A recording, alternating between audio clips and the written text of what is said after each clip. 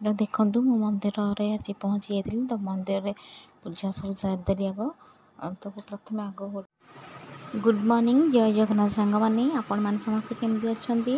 ମୁଁ ତ ବହୁତ ଭଲରେ ଅଛି। ଆଶା କରେ ଆପଣମାନେ ବି ବହୁତ ଭଲରେ ଥିବେ, ଖୁସିରେ ଥିବେ।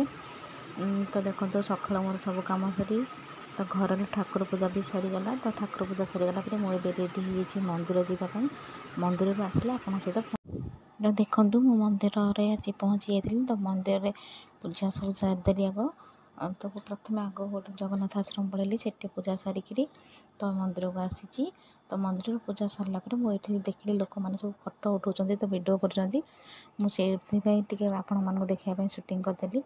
ନହେଲେ ସକାଳୁ ସୁଟିଂ କରିବାକୁ ବି ଖରାପ ଲାଗୁଥାଏ ନିଜକୁ ମନ୍ଦିର, ସେଥିପାଇଁ ଆପଣମାନଙ୍କୁ ଟିକେ ଦେଖେଇବି ବୋଲି ମନ୍ଦିରଟା ଭିଡ଼ିଓ ସେଥିପାଇଁ କଲି। ଦେଖନ୍ତୁ କେତେ ସକାଳୁ ଭକ୍ତମାନେ ସବୁ ଆସିଛନ୍ତି ସମସ୍ତେ ପୂଜା କରିବା ପାଇଁ। ତ କାଉଡ଼ିଆ ଭାଇମାନେ ତ ସମସ୍ତେ ପାଣି ଢାଳିକି ପଳେଇଲେଣି। ମୁଁ ପହଞ୍ଚିଲା ବେଳକୁ 8:30 ହେଇଯାଇଥିଲା। ତ ମନ୍ଦିରରେ ବି ବେଶୀ ଗହଳି ନଥିଲା। ତ ପୂଜା ସାରିକିରି ଆସିଲି। ଦେଖନ୍ତୁ ମନ୍ଦିରର ଭିଉ କେତେ ସୁନ୍ଦର ଲାଗୁଛି। ତାପରେ ମନ୍ଦିରରୁ ବାହାରିଲା ପରେ ମୁଁ ଭାବିଥିଲି ଅଟୋ ଯଦି ମିଳିବ ଅଟୋରେ ଘରକୁ ପଳେଇବି, କିନ୍ତୁ ଦେଖିଲା ବେଳକୁ ଅଟୋ ମିଳିଲାନି। ତ ଚାଲି ଆସୁଥିଲି। ଆପଣମାନଙ୍କୁ ଭିଡ଼ିଓରେ ଦେଖନ୍ତୁ ଜଗନ୍ନାଥ ଆଶ୍ରମ। ଘରକୁ ଆସିଲା ପରେ ଦେଖିଲି ବୋଉ ବସିଥିଲେ ପିଣ୍ଡାରେ, ପଚାରିଲେ ଏତେ ଡେରି କ'ଣ ହେଲା? ତ ମୁଁ କହିଲି ମନ୍ଦିର ଆଜି ଲାଷ୍ଟ ସୋମବାର, ସମସ୍ତେ ପାଣି ଢାଳୁଛନ୍ତି, ତ ପ୍ରବଳ ଭିଡ଼। ତାପରେ ଅଟୋ ମିଳିଲାନି, ଚାଲି ଗଲି, ପୁଣି ଚାଲି ଆସିଲି, ଆଉ ସେଥିପାଇଁ ଡେରି ହେଇଗଲା।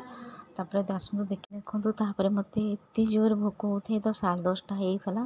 ତ ମୁଁ କହିଲି ମୁଁ ଯାଉଛି ତ ସୋମବାର କ'ଣ କରିବି, ଯାଉଛି ମିଠା ସୁଜି ଟିକେ କରିକି ଖାଇଦେବି। ତ ସେଥିପାଇଁ ମୁଁ ଆସିକିରି ସୁଜି ଟିକେ ଭାଜୁଛି ଘିଅରେ। ତ ସୁଜି ଭାଜି ତାକୁ ମିଠା ସୁଜି କରିଦେଲି ଟିକେ ଖାଇବି ବୋଲି। ଭୋକ ଏତେ ଜୋରରେ ତରବର ହେଇକି ତାକୁ ସୁଜି ଟିକେ କରୁଛି, କାରଣ ଏପଟେ ପୁଣି ଭାତ ବସେଇଲେ ଦିଦି ଖାଇବେ ତାଙ୍କର ସଜ ପଖାଳ। ତ ସେଥିପାଇଁ ତରବର ହେଇକି ସୁଜି ଟିକେ ମୋ ପାଇଁ କରିକି ଖାଇଦେଲି। ଦେଖ ସୁଜିଟା ଭାଜୁଛି।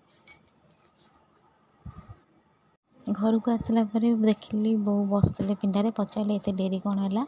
ତ ମୁଁ କହିଲି ମନ୍ଦିର ଆଜି ଲାଷ୍ଟ ସୋମବାର, ସମସ୍ତେ ପାଣି ଢାଳୁଛନ୍ତି, ତ ପ୍ରବଳ ଭିଡ଼। ତାପରେ ଅଟୋ ମିଳିଲାନି, ଚାଲି ଗଲି, ପୁଣି ଚାଲି ଆସିଲି, ଆଉ ସେଥିପାଇଁ ଡେରି ହେଇଗଲା।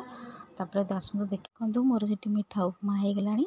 ତ ତାକୁ ଗୋଟେ ପ୍ଲେଟ୍କୁ ମୁଁ କାଢ଼ି ନେବି। ତାପରେ ଏଠି ଗ୍ୟାସ୍ ଅନ୍ ଅଛି, ତ ଗ୍ୟାସ୍ରେ ସେଠି ଭାତ ବସେଇଦେବି, କାରଣ ଡେରି ବି ହେଲାଣି। ତ ସେଠି ଭାତ ବସେଇଦେଲି। ଭାତ ତାର ସେ ପାଣି ଫୁଟୁଥିବ, ତା ଭିତରେ ମୁଁ ଖାଇକି ପଳେଇ ଆସିଥିବି। ତ ସେଥିପାଇଁ ମୁଁ ଭାତ ପାଣିଟାକୁ ବସେଇଦେଲି। ତାପରେ ମୋ ଖାଇବା ନେଇକି ମୁଁ ଗଲି ରୁମ୍କୁ। ଦେଖନ୍ତୁ ମୋର ମିଠା ଉପମା ନେଇକି ପଳେଇ ଆସିଲି।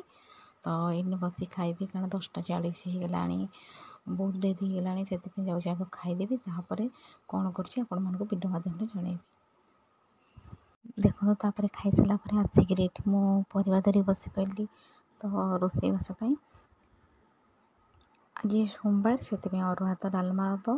ତ ଭଜା ଅଲଗା କରିଦେଇକି ରଖିଦେଇଛି, ତାଙ୍କର ଦିଦି ଆଉ ବୋଉଙ୍କ ପାଇଁ ସେ ପିଆଜ ପଡ଼ିକି ତାଙ୍କ ପାଇଁ ଭଜା ହେଇଛି। ତ ଆମର ଗ୍ୟାସ୍ ପୋଛିକି ଏଠି ଅରୁଆ ଭାତ ଡାଲମା ହେବ। ସେଥିପାଇଁ ମୁଁ ଡାଲମା ପାଇଁ ଏଠି ପରିବା କାଟି ନେଉଛି। ଡାଲମା ପାଇଁ ପରିବା କାଟିଲା ଭିତରେ ଏପଟେ ଭାତ ଯେଉଁ ପାଣି ବସାଇଥିଲି ସେ ଫୁଟି ଯାଇଥିଲା, ତା ଚାଉଳ ପକାଇ ଦେଇଥିଲି। ଦେଖନ୍ତୁ ଭାତ ବି ଆମର ଫୁଟିକି ଆସିଲାଣି। ତ ଭାତ ଆଉ ଟିକେ ଗଲେ ହେଇଯିବ। ଏପଟେ ଡାଲମା ବସାଇଦେଲି, କାଟିକି ଯୋଗାଡ଼ି ଦେଲି। ଭାତ ଡାଲମା ବସାଇଲା ପରେ ଦେଖନ୍ତୁ ଡାଲମାଟା ବସାଇ ସାରିଲା ପରେ ଡାଲମା ହେଇଗଲା। ତ ତାକୁ ବଘାରି ଦେଇଛି।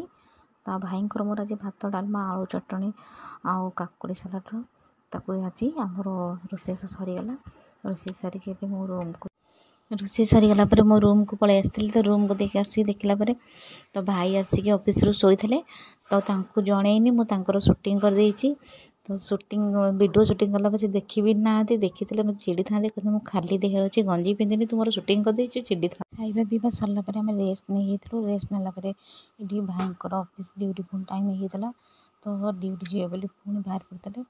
ତ ତାଙ୍କ ବ୍ୟାଗ୍ ସଜାଡ଼ି ସବୁ ଦେଇଥିଲି। ତାପରେ ତାଙ୍କ ଗାଡ଼ିରେ ପାଣି ପଡ଼ିଯାଇଥିଲା ଛାତ ଉପରେ, ମଉସା ଗଛରେ ପାଣି ଦିଅନ୍ତି, ତ ଗଛରୁ ପାଣି ପଡ଼ିକି ତାଙ୍କ ଗାଡ଼ି ଓଦା ହେଇଥିଲା। ସେଥିପାଇଁ ଗାମୁଛା ମାଗିଲେ ମୁଁ ଗାମୁଛାଟା ପୋଛିଦେବି। ଯଦି ଆପଣମାନଙ୍କୁ ଆଜିର ବ୍ଲଗ୍ ଭଲ ଲାଗିଥାଏ ତ ପ୍ଲିଜ୍ ଲାଇକ୍ କମେଣ୍ଟ ସେୟାର ଭୁଲିବେନି, ସବସ୍କ୍ରାଇବ୍ କରିବା ମୋ ଚ୍ୟାନେଲ୍ ଭୁଲିବେନି। ତ ଦେଖନ୍ତୁ ଏଠି ତାଙ୍କ ବ୍ୟାଗ୍ ଦେଇ ସାରିଲା ପରେ ସେ ତାଙ୍କର ଗାଡ଼ିରେ ଟାଙ୍ଗୁଛନ୍ତି ଯିବା ପାଇଁ। ଖରା ବି 5ଟା ହେଲାଣି, ଖରା ବି ପ୍ରବଳ ଖରା ଆଜି ହେଉଥାଏ। ସକାଳେ ପୁରା ମେଘ ଘୋଡ଼େଇଥିଲା, ଏଇନେ ପୁରା ଖରା। ଆଉ ସେଠି ଯେଉଁ କୁନି ଛୁଆଟି ଦେଖୁଛନ୍ତି, ମୁଁ ତାକୁ ବେଳେବେଳେ ଧରେ। ତ ସେ ଦେଖିକି ମୋତେ ବହୁତ ଖୁସି ହେଇଗଲାଣି।